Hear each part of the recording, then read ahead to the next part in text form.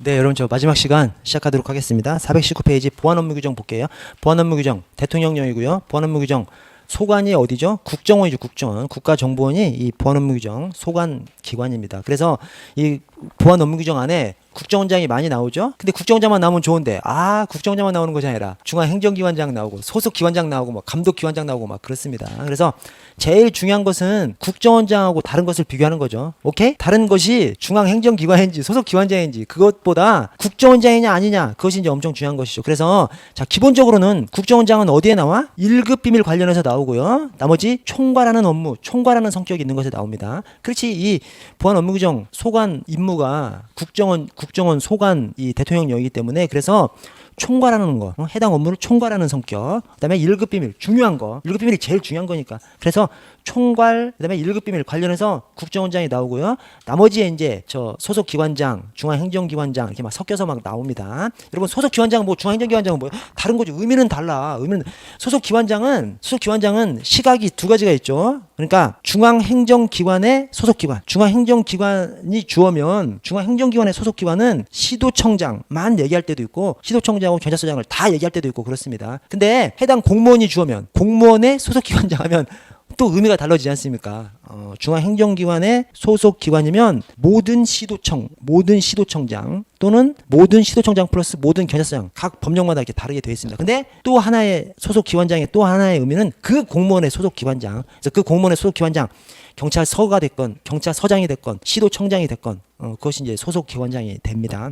그래서 중앙행정기관장은 특정 정부 임무를 대표적으로 책임지는 기관장이 중앙행정기관장입니다. 그래서 우리 치안사무는 경찰청장이 중앙행정기관장이죠. 자, 그래서 한번 보시면 자 2조 정의에 자 1. 비밀이란 국가정보원법에 따른 국가기밀로서 이 영에 따라서 비밀로 분류된 것을 비밀이라고 합니다. 이 보안업무 규정에서 비밀을 정의하면서 국가정보원법을 원용하고 있습니다. 이 보안업무 규정 자체가 이 소관이 국가정보원이기 때문에 국가정보원법 원용해서 비밀을 정의하고 있고요. 자 4호에 암호자재란 비밀의 보호 및 정보통신 보안을 위해서 암호기술이 적용된 장치, 수단. 그러니까 비밀을 보호하는 장치, 수단인 것이죠. 비밀을 보호하는 장치, 수단. 그런 것들이 뭐가 있냐면 우리 무전 음어표, 우리 무전할 때 음어로 날리거든요. 그래서 알았니? 그거를 R2? 죄송합니다. R1? 알았어. R2? 이렇게 막 서로 약속을 해서 하거든요. 그것이 별거 아닌 것 같지만 안 쓰던 사람이 딱 들으면 못 알아듣습니다. 진짜 못 알아듣습니다. 여러분들 처음에 딱 가서 하면 다 비슷한 표현으로 해놨지만 알 수가 없어요. 못 알아듣게끔 그렇게 해놨습니다. 그 자체가 엄청난 이 비밀을 보호하는 그런 수단이 되고 뭐 무전 음어표, 암호 해독기, 그다음에 우리 안에 보안 관련된 문서 주고받는 보안나라 시스템이라는 것이 있거든요. 그 보안나라 시스템 그 자체가 이 암호 자재고요. 또 보안나라 시스템 접속하려면 USB를 꽂아야 돼. USB 안에는 뭐가 담겨 있어? 인증서가 담겨 있죠. 그 인증서 자체 또 USB 그런 것들이 전부 다 암호 자재입니다. 저도 그 USB를 하나 받았죠. 근데 진짜 그 USB가 어디 삼성 이런 데서 만든 것이 아니라 진짜 사람이 만든 것 같아요. 엄청 조잡하게 생긴 USB를 하나 주더라고요. 그 안에다가 인증서를 담아가지고 그 인증서를 USB를 꽂아가지고 인증서를 인증받아야 이제 보안나라 시스템 접속할 수 있게 해놨거든요. 그런 것들이 전부 다 이 비밀을 보호하는 장치 수단이잖아요. 그러니까 그것이 다 암호 자재인 것이죠. 암호 자재. 비밀을 보호하는 장치나 수단, 암호 자재. 자 3조 보안 책임을 보시면 다음 각호의 어느 하나에 해당하는 사항을 관리하는 사람 및 관계기관의 장은 가래 해당 관리 대상에 대해서 보안 책임을 집니다. 1호 국가 기밀에 속하는 문서, 자재, 시설, 지역 이런 것들을 관리하는 사람이나 관계기관이 보안 책임을 지고요. 또 2호에 국가 기밀을 취급하는 인원, 그 인원을 관리하는 사람 및 관계기관이 보안 책임을 집니다. 자 3조의 3 보안심사위원회 중앙행정기관 등의 아래 보안심사위원회를 둡니다. 이 보안심사위원회 보안 관련된 각종의 것들을 심사하는 거죠. 그러니까 모든 기관에 다 필요한 거죠. 그래서 중앙행정기관 등에 두는 겁니다. 국정원이 아니고 이 보안심사위원회를 딱 국정원에만 둘까요? 이제 그냥 대충 머릿속에서 생각해 보셔도 그렇지 않잖아요. 모든 기관에서 다 보안심사가 필요하지. 그렇죠? 보안 관련된 어떤 사항을 뭐 결정하고 뭐 하는 것들이 다 보안심사지 않습니까? 그래서 보안심사 모든 기관에 다 해야 하기 때문에 국정원장이 아니라는 거죠. 국정원장이 중앙행정기관 등의 보안심사위원회를 둡니다. 대신 2항에 보안심사위원회의 구성, 운영 등에 필요한 세부사항은 누가 정해? 국정원장이 정한다. 왜 그래? 이 사람이 총괄자니까 총괄자. 그래서 총괄 기능을 하는 국정원장이 그 운영에 필요한 세부사항은 정합니다. 자 5조에 비밀의 보호와 관리 원칙. 각급 기관장은 아래 보안 대책을 수립해서 시행해야 됩니다. 국정원장이 아닌 거죠. 그래서 여기서 이걸 뭐 각급 기관장을 뭐 다른 걸로 바꾸면 어쩔 수 없고 대신 국정원장이라고 하면 안 되지. 왜냐? 보안 대책은 국정원장한테만 필요한 것이 아니잖아요. 각 기관장한테 다 보안 대책이 필요한 거기 때문에 그래서 하여튼 국정원장은 아니에요. 그래서 각급 기관장은 보안 대책을 수립해서 시행해야 하고요. 자, 이 경우 비밀의 제목 등 해당 비밀의 내용을 유추할 수 있는 정보가 포함된 자료는 공개하지 않습니다. 비밀 자체도 공개하면 안 되지만 비밀 목록도 공개하면 안 되는 것이죠. 비밀의 제목, 목록도 공개하면 안 되는 것이죠. 자, 7조 암호자재 제작, 공급 및 반납. 자, 국정원장은 암호자재를 제작해서 필요한 기관에 공급합니다. 그래서 비밀을 보호하는 장치나 수단, 그게 이제 암호자재인데 그 암호자재의 원칙적인 제작권자가 누구예요? 국정원장입니다. 그런데 국정원장만 암호자재를 제작해? 또 그건 아니에요. 또 그래서 자, 최초에 국정원장은 암호자재를 제작해서 필요한 기관에 공급합니다. 근데 다만 국정원장이 필요하다고 인정하는 암호자재의 경우 그 암호자재를 사용하는 기관은 국정원장이 인가하는 암호체계 범위에서 암호자재를 제작할 수 있어요. 그래서 국정원장이 원칙적인 암호자재 제작권자인데 다만 국정원장만 암호자재 제작권자가 아니에요. 그래서 반납은 국정원장한테 반납하지 않고 제작기관장한테 반납하도록 했습니다. 거기 아래 2항에 중간에 사용기간이 끝난 암호자재를 지체 없이 그 제작기관장에게 반납해야 됩니다. 왜 그래? 국정원장이 아니라는 거예요. 왜 그래? 국정원장만 암호자재 제작기관장이 아니거든. 국정원장이 원칙적인 암호자재 제작기관이지만 국정원장 말고 또 다른 기관도 예외적으로 암호자재를 제작할 수 있도록 서술을 해놨기 때문에 그래서 사용기간이 끝난 암호자재는 국정원장이 아니라 제작기관장한테 반납해야 합니다. 국정원장만 암호자재를 제작하는 것이 아니기 때문에 그렇습니다. 자, 8조 비밀의 취급. 비밀은 해당 등급의 비밀 취급 인가를 받은 사람만 취급할 수 있어요. 당연하죠. 그러니까 비취 인가를 하는 것이죠. 해당 등급 비취 인가를 받아야 해당 등급의 비밀을 볼 수 있는 것이죠. 그것도 해당 등급의 비취 인가를 받아야 해서 해당 등급의 비밀을 모두 볼 수 있는 것이 아니라 자기랑 직접 관련된 자기 업무랑 관련된 비밀만 볼 수 있는 것이죠. 자, 10조 비밀 취급의 인가 및 인가 해제. 자, 2항에 비취 인가는 필요한 최소한의 인원으로 제한해야 됩니다. 비밀 취급 인가를 해버리면 비밀을 볼 수 있기 때문에 당연히 꼭 필요한 최소한도로 해야 되는 것이고요. 자, 3항에 비밀 취급 인가를 받은 사람이 다음 어느 안에 해당하는 경우에는 그 인가를 해제해야 합니다. 그래서 1호 고의 또는 중과실로 보안사고로 저질렀거나 2호 비밀 취급이 불필요하게 됐을 때 당연히 비취 인가를 해제해야 하죠.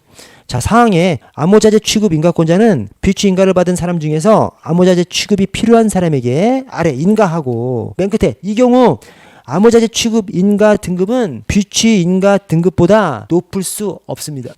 높으면 안 됩니다. 그러니까 암호자재 취급 인가는 그러니까 해당 비밀을 취급할 수 있는 사람 중에서 암호자재 취급 인가를 해줘야 되는 것이죠. 그래서 암호자재 취급 인가가 더 높아버리면 언밸런스가 나버리는 것이죠. 비취 인가를 받은 그 안에서 암호자재 취급 인가를 해줘야 되는 것이죠. 그래서 암호자재 취급 인가가 더 비취 인가보다 더 높아버려. 그럼 이제 언밸런스가 나버리니까 그렇게는 하지 말라고 해놓은 것이고요. 자, 5항에 암호자재 취급 인가를 받은 사람이 다음 어느 안에 해당하는 경우에는 그 인가를 해제해야 됩니다. 자, 1호 비취 인가가 해제됐을 경우, 그다음에 2호 암호자재 관련해서 보안사고로 저질렀거나 3호에 암호자재 취급이 불필요하게 되었을 경우. 그래서 아까 저 비취 인가 해제해야 한다라는 사유하고 똑같고 하나만 뭐가 더 붙어 있어?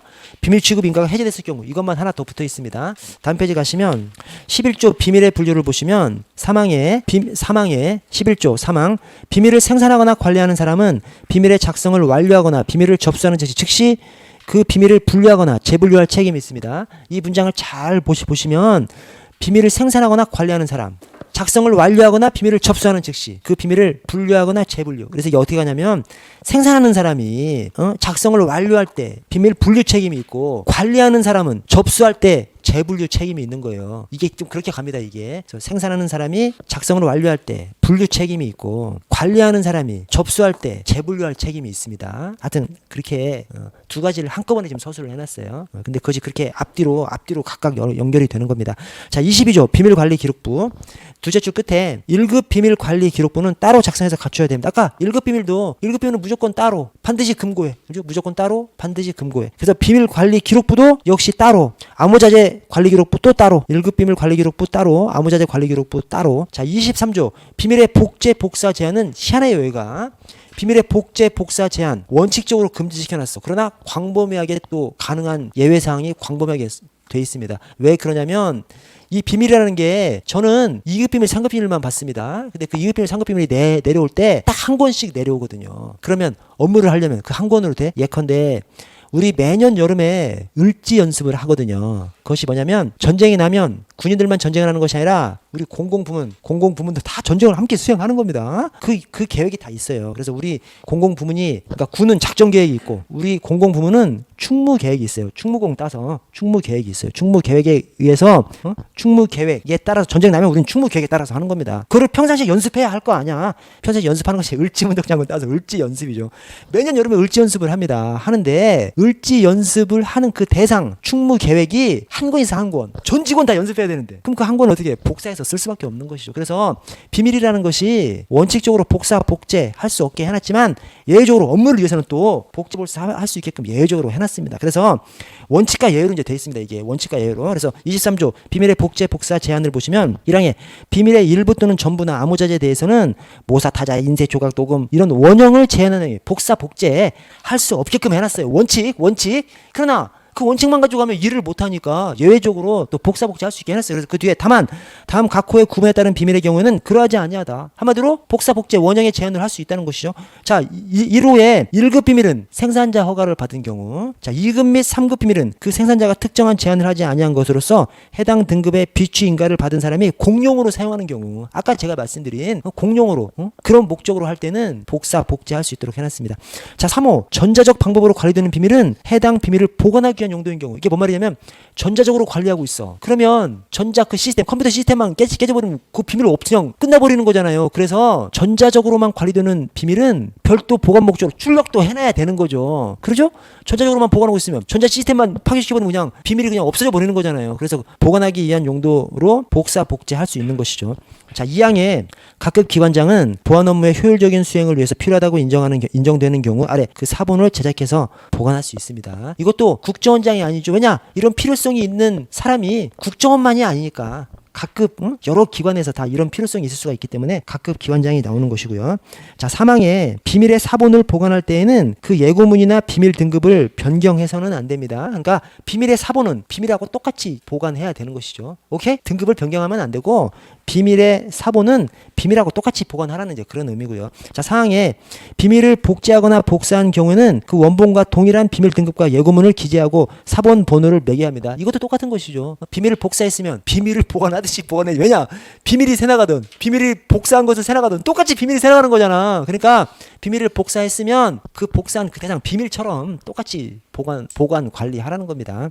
자, 24조 비밀의 열람을 보시면요. 자, 비밀은 1항 해당 등급의 비취인가를 받은 사람 중 그 비밀과 업무상 직접 관계가 있는 사람만 열람할 수 있습니다. 오케이? 이 말을 잘 보셔야 돼. 뭐냐면 비밀은 1급 비밀, 2급 비밀, 3급 비밀이 있잖아요. 구분이 있죠. 그러면 어떤 사람이 2급 비밀 취급 인가를 받았어. 그러면 그 사람은 대한민국 어디든 가서 야 2급 비밀 내놔 해서 다 볼 수 있어요? 말도 안 되지. 그래서 비취 인가를 받은 사람 중에서 자기 업무와 직접 관련된 그 비밀만 볼 수 있는 거죠. 당연한 거죠. 그죠? 당연한 겁니다. 2급 비취 인가를 받았다는 것이 대한민국에는 모든 비밀 2급 이하 비밀을 다 볼 수 있는 자격을 얻은 것은 아니죠. 2급 비취 인가를 받아. 그 다음에 자기 업무랑 직접적으로 연관된 비밀만 볼 수 있는 것이죠. 그래서 해당 등급의 비취 인가를 받은 사람 중에서 그 비밀과 업무상 직접 관계가 있는 사람만 열람할 수 있고요. 자, 2항에 비취 인가를 받지 않은 사람에게 비밀을 열람하거나 취급하게 할 때에는 아래 소속 기관장이 미리 그때 보완 조치를 해야 됩니다. 비취 인가를 받지 않은 사람에게 열람하거나 취급할 때, 즉 비밀의 열람. 그래서 제가 밑에가 열반소 이렇게 좀 적어놨어요. 열람 반출은 소속 기관장인 거죠. 그러니까 여기서 가장 중요한 것은 국정원장이냐 아니냐가 가장 중요합니다. 그걸 중심적으로 보시고 나머지 뭐 소속 기관장이냐 뭐 중앙행정기관장이냐 이것은 열반소 공중 이 정도로 좀 생각해 주십시오. 그래서 열반소, 열람 반출은 주어가 소속 기관장입니다. 그다음에 공중, 공개는 중앙행정기관장입니다. 오케이? 열반소, 공중, 열람 반출은 소속 기관장, 주어가. 그다음에 공중, 공개는 중앙행정기관장, 열반소, 공중. 그거 빼놓고는 그냥 국정원장이냐, 국정원장이 아니냐. 그래서 국정원장은 1급 비밀 관련해서 또 총괄하는 업무가 국정원장이 나오고 나머지는 국정원장이 아니고 나머지가 나옵니다. 자, 2항을 좀 다시 한번 보시면 24조 2항 비밀 취급 인가를 받지 아니한 사람에게 비밀을 열람하거나 취급하게 할 때는 열람, 열반소 소속 기관장이 미리 보완 조치를 해야 되고요. 자, 다만 1급 비밀의 보완 조치에 대해서는 국정원장과 미리 협의해야 됩니다. 이제 드디어 이제 국정원장 나오는 거야. 1급 비밀 가장 중요하니까. 그래서 국정원장이 보안 업무 규정 소관 부서이기 때문에 총괄하는 업무 국정원장이 나오고요. 그 다음에 가장 중요한 거 1급 비밀 관련해서 또 국정원장이 나옵니다. 그래서 1급 비밀의 보안 조치 국정원장과 미리 협의해야 되고요. 자, 25조 비밀의 공개. 자, 중앙행정기관장은 공중 그가 생산한 비밀을 보안심사위원회 심의를 거쳐 공개할 수 있습니다. 그래서 공개, 공중, 중앙행정기관장. 오케이? 열반소 공중. 그 나머지는 국정원장이냐 국정원장이 아니냐 거기에 좀 관심을 가지셔가지고 국정원장에다가 동그라미를 다 이렇게 형광펜을 좀 칠하셔가지고 좀 보시면 좋습니다. 대신 그 국정원장이냐 부수적으로 나누는 것이 있어. 막 부수적으로 나누는 거에 다 국정원장 형광펜 칠하면 막 어지러워지니까 의미가 있는 것만. 그래서 여기 1급 비밀 관련해서 국정원장 한번 나오고요. 그 다음에 제가 저 25조까지 봤죠. 예, 오른쪽에 25조 2항을 보시면 공무원 또는 공무원이었던 사람은 법률에서 정하는 경우를 제외하고는 소속 기관장이나 소속되었던 기관의 장의 승인 없이 비밀을 공개해서는 안 됩니다. 자, 27조 비밀의 반출, 열반소, 열람, 반출, 소속 기관장. 그래서 그때 공무상 반출이 필요할 때에는 열반소 소속 기관장 승인을 받아야 됩니다. 자, 31조 비밀 소유현황 통보. 각급 기관장은 연 2회 비밀 소유현황을 조사해서 국정원장에게 통보해야 됩니다. 자, 연 2회. 오케이? 연 2회. 그다음에 국정원장한테 왜 그래? 아니 각 기관장이 연 2회 비밀 소유 현황을 조사해서 통보해. 그럼 당연히 총괄 기관장한테 통보하겠죠. 그래서 이 비밀 관련된 총괄 기관장이 국정원장한테 통보해야 합니다. 그래서 연 2회 국정원장에게 자, 32조 국가보안시설 및 국가보호장비 지정을 보시면 자, 국정원장은 끝에 국가보안시설 및 국가보호장비로 지정할 수 있습니다. 그것도 총괄 업무죠. 국정원장은 국가보안시설, 국가보호장비 지정할 수 있습니다. 자, 사망의 굵은 표시. 자, 감독기관의 장은 바로 이어서 감독기관의 장은 해당 시설 또는 장비가 지정 기준에 부합한다고 판단할 경우 국정원장에게 해당 시설 및 시설 또는 장비를 국가보안시설 또는 국가보호장비로 지정해 줄 것을 요청해야 합니다. 이 감독기관장은 누구요? 저 수력발전소, 화력발전소, 원자력발전소라고 하면 산업자원부 장관이 감독기관장입니다. 그래서 일정한 어떤 비밀 영역, 일정한 국가 중요시설, 처 감독하는 중앙행정관청이 이 감독기관장이에요.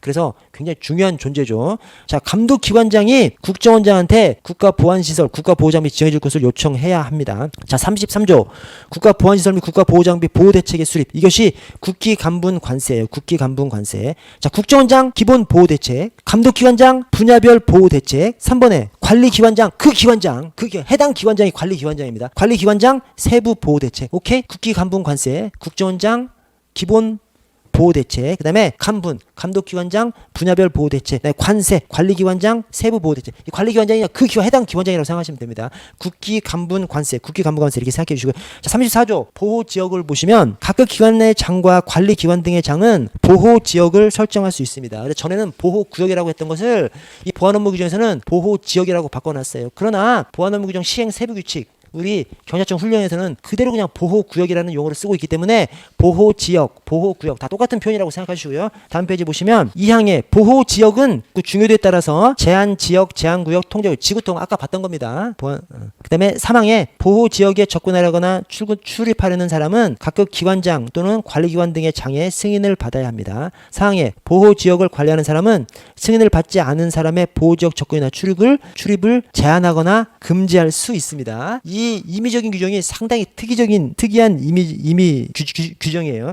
420페이지 전 페이지로 넘어보면 맨 하단에 보호지역을 설정할 수 있다. 임의적으로 돼 있어요. 이게 꼭 우리 느낌의 강행 규정일 것 같아. 왜냐 지금 나라를 보안을 지키자는 거잖아요. 한마디로 이게 나라 지키자는 거거든요. 나라 지키는 것은 통상 강행 규정이거든. 근데 여기는 임의 규정으로 넣어놨습니다. 보호지역 설정할 수 있다. 그게 임의 규정이고 다음 페이지 보시면 아까 사항에 출입을 제한하거나 금지할 수 있다. 승인 받지 않은 사람 접근 출입을 제한하거나 금지해야 할 것 같아.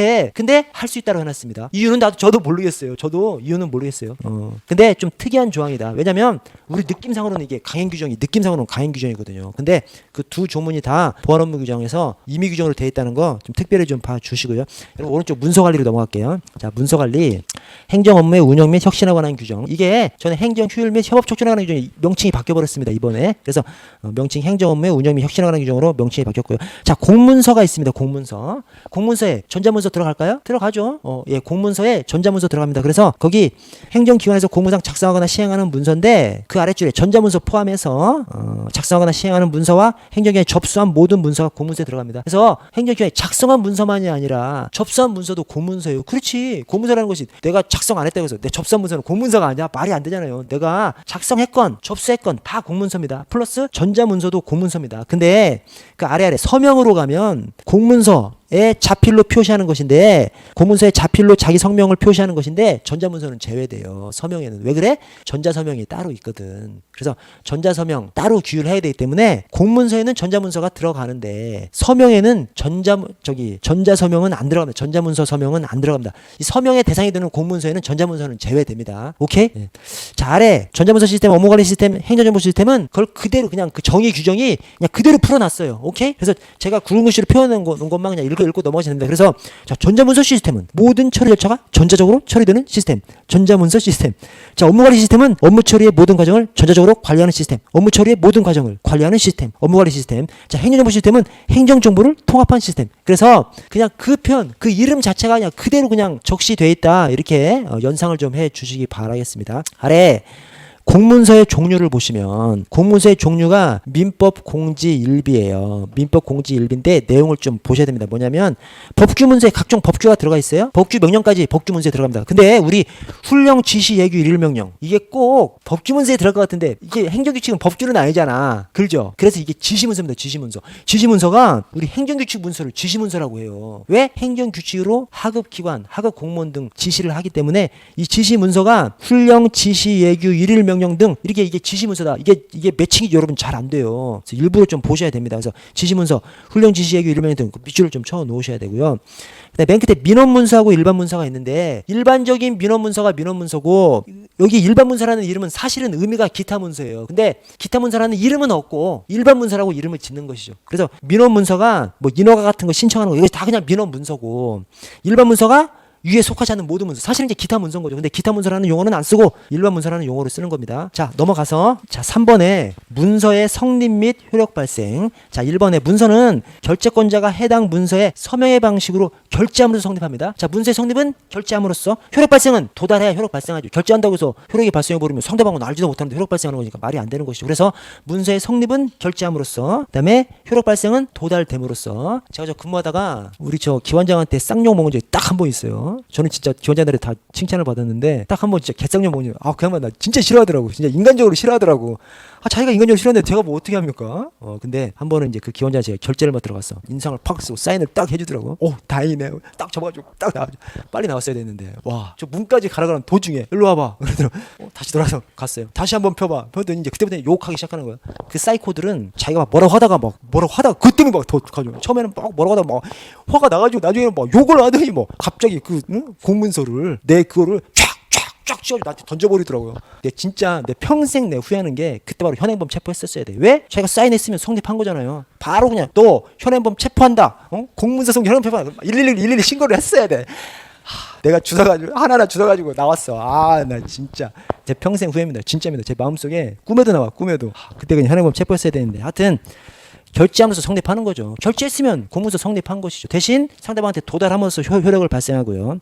3번에 공고문서는 아래 고시 또는 공고 등이 있은 날로부터 5일이 경과한 때 효력이 발생합니다. 이거를 뭐하고 비교해야 돼? 행정절차법상 공고에 의한 송달하고 비교하셔야 되죠. 행정절차법 은 14일이 지날 때 효력이 발생하거든요. 왜 그래? 행정절차법에서 공고하는 것은 그건 뭐 인허가 취소 이런 것들이에요. 그러니까 기간을 좀 길게 잡아놓은 것이죠. 대신 여기 행정업무 운영 및 혁신하는 규정상 공고문서는 아무것도 아니에요. 이것은 그냥 어디 공원 언제부터 농약 준다 이런 것들 그냥 사소한 것들 어느 공원로 몇 월 며칠부터 몇 월 며칠까지 폐쇄한다 이런 것들 별거 아닌 것들. 그래서 그것은 별거 아니니까 예고 기간을 짧게 5일이 경과한 때 대신 행정절차법에서는 인허가 취소 이런 것들을 하기 때문에 그것은 길게 좀 예고 기간을 길게 두는 것이죠. 14일이 지난 때 이제 구분하셔야 되고요. 엄청 많이 시험 나오는 겁니다. 이거 엄청 많이 시험 나오는 겁니다. 구별하셔야 되고 자 4번에 행정 업무의 운영 및 혁신하는 규정상 문서 작성의 일반 원칙. 자 1항의 끝에 뜻을 정확하게 전달하기 위해서 필요한 경우에는 괄호 안에 한자나 그 밖의 외국어를 함께 적을 수 있습니다. 즉 한자 외국어 사용해서는 안 된다 하면 안 되죠. 적을 수 있습니다. 지금 세상이 어떤 세상인데 그렇죠? 우리나라 말만 고집할 수 없죠. 그래서 우리나라 말을 사용하되 그래서 한글로 작성하되 한자나 외국어 병기할 수 있고요. 함께 적을 수 있고요. 자, 2항에 중간에 일반화되지 않은 약어 이제 약칭이죠.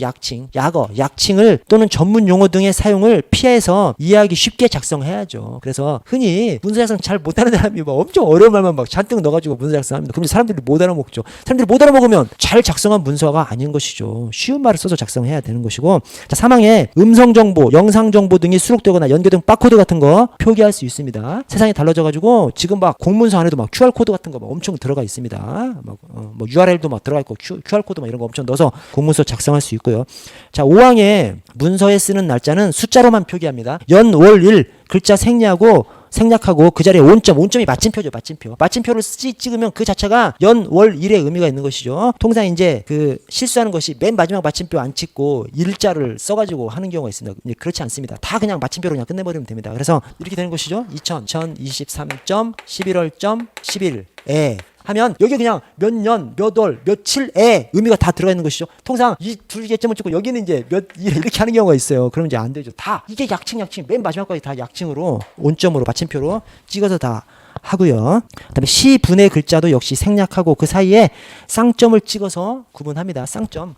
그래서 11시 23분에 이것도 역시 여기다 분을 쓰면 안 되는 것이죠. 이 쌍점 안에 몇 시 몇 분이 다 의미가 다 들어가 있는 것이죠. 그래서 11 땡땡 23에 하면 11시 23분에 이렇게 이제 되는 것이죠. 그리고 그 시각은 24시각제로. 그래서 오후 뭐 10시 오후 10 땡땡 25가 아니라 22 땡땡 25가 돼야 되는 것이죠. 오케이? 24시각제에 의해서 12시간 단위로 하는 것이 아니라 24시간 그래서 오후 뭐 이런 것은 없는 것이죠. 무조건 그냥 24시각제로 저 오른쪽에 5번에 문서의 기한 자, 1항에 문서의 기한은 전자문서로 하는 것을 원칙으로 하고요. 그래서 세상이 바뀌었습니다. 그래서 여러분들 이제 공무원 딱 되시면 서무부서 딱 그래서 저 중앙경찰학교에서부터 경찰대학에서부터 문서 작성부터 배웁니다. 그때 배울 때 하여튼 신경 써서 배워야 돼요. 그때 잘 배워내면 현장 가서 굉장히 좀 쉽게 할 수 있는 것이고 그렇지 않으면 뭐 엄청 어렵습니다. 이 사소한 것이 엄청 어려운 거죠. 요즘은 수사하는 것도 그래요. 수사하는 것도 요즘은 다 킥스라 그래가지고 옛날에는 그냥 저 할 때는 입력하는 것이 없었어요. 이런 킥스가 없었어요. 제가 수사과 근무할 때는 저 사이버 수사팀장 할 때는 이제 킥스가 들어왔고 그래서 엄청 애먹었어요. 그때 수사를 이미 해봤는데도 불구하고 수사를 2년 해봤는데도 불구하고 사이버 수사팀장한테 엄청 애먹었다니까. 왜 킥스에 뭐 입력하고 옛날에 그냥 우리 그냥 조사만 해가지고 다 출력한 걸로 다 그냥 착착착착 이렇게 해놨었는데 킥스에 추가로 입력하는 것이 엄청 어렵더라고요. 근데 그것을 다 중앙학교 경찰대학에서 다 배웁니다. 그때 하여튼 우리가 합격하고 나면 쫙 풀어져 버리죠. 쫙 풀어지지 말고 그때 잘 배워야 됩니다. 모든 문서 전자문서를 원칙으로 합니다. 그러나 예외가 있죠. 그래서 문서의 기한은 전자문서라는 것을 원칙으로 하는데 다만 예외는 있습니다. 그래서 출력해서 아까 제가 기원장한테 출력해서 가서 사인 받는 거지 않습니까? 그 기원장한테 무조건 출력해서 사인 받는 것이 아니에요. 웬만한 것은 전자문서로 그냥 올려버립니다. 그러면 알아서 그냥 클릭. 그러면 욕먹을 일도 없죠. 근데 이제 중요한 것들은 가서 또 대면 보고를 해야 되거든. 그때 이제 출력해가지고 그렇게 출력해서 받고 전자문서도 또 올리고 이제 그렇게 하는 것이죠. 어쨌든 전자문서 하는 것을 원칙으로 하면서 예외는 있고요. 자, 2항 기한문에는 중간에 발의자와 보고자. 발의자가 그 문서의 아이디어를 생각해낸 사람이죠. 자, 발의자와 보고자의 직위나 직급의 앞 또는 위에 발의자는 스타 표시를. 발의자가 아이디어를 낸 사람이니까 그 사람이 주인공이죠. 대신 보고자는 누구야? 그 기관장한테 우리 직원이 문서를 만들어 직원이 보고하러 가지 않고 제가 보고하러 가지 않습니까? 제가 보고자죠. 제가 보고하러 가면 개쌍욕 먹으니까 방패를 차고 가는 겁니다. 그렇게 생각하시면 됩니다. 이 발의자가 아이디어를 낸 주인공이기 때문에 스타 표시를 하고 보고자는 보고하러 가면 지금 개쌍욕 먹으니까 방패 표시를 거기다가 해주는 것이다. 자, 사항에 기한자, 검토자, 협조자가 있습니다. 자, 검토자는 우리 과장, 협조자는 타 과장입니다. 타 과장. 검토자는 우리 과장, 협조자는 타 과장. 자, 기한자, 검토자, 협조자는 기한문의 해당 난에 직위나 직급을 표시하고 서명하되 검토자나 협조자가 다른 의견을 표시하는 경우에는 직위나 직급 다음에 의견 있음이라고 표시하면 나는 이 공문에 반대한다라는 표시입니다. 그래서 의견 있음. 나는 반대라고 하면 의견 있음이라고 거기다 쓰면 됩니다. 그래서 이 의견 있음이라고 쓰는 것은 기한자는 안 들어가는 거죠. 기한자는 자기가 생각했는데 자기가 의견 있음 그 문서를 만들지를 말았어야지. 그렇죠? 그래서 기한자는 거기 안 들어가고 검토자나 협조자는 거기에 반대하면 의견 있음이라고 씀으로써 표시해야 합니다. 자, 6항에 맨 끝 문서의 결제. 자, 2항에 결제권자의 서명란에는 서명 날짜를 함께 표시합니다. 자, 3항 유임 전결하는 경우에는 전결하는 사람의 서명란에 전결 표시를 한 후 서명해야 합니다. 그래서 이게 뭔 말이냐면 자, 3번이죠. 3번 전결.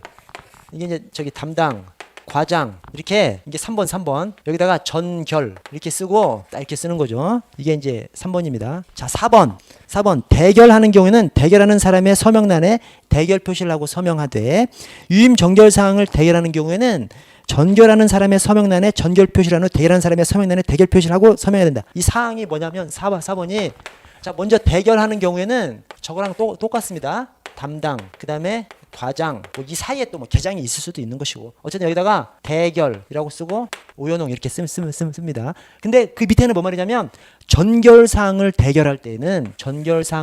대결할 때는 담당, 과장, 부장. 자, 부장의 전결사항이야. 전결. 근데 그걸 과장이 대결할 때는 여기다가 대결이라고 쓰고 오연홍 이렇게 쓰면 됩니다. 자, 5번에 서명 또는 전결 표시를 하지 아니하는 사람의 서명란은 만들지 않습니다. 뭔 말이에요? 이거 대결자, 전결자가 있지 않습니까? 그 위에 있는 사람 거는 칸을 지금 안 만들었잖아요. 이 칸은 안 만드는 것이죠. 대신 이미 칸이 있어. 이미 칸이 있을 때는 쫙 그어버립니다. 그냥 이렇게 쫙 그어버려서 그냥 없애버리는 것이죠. 이미 칸이 그려져 있으면. 근데 하여튼 전결, 대결을 쓰지 않는 사람의 칸은 별도로 만들지 않습니다. 즉 기관장 것은 별도로 만들지 않는 거죠.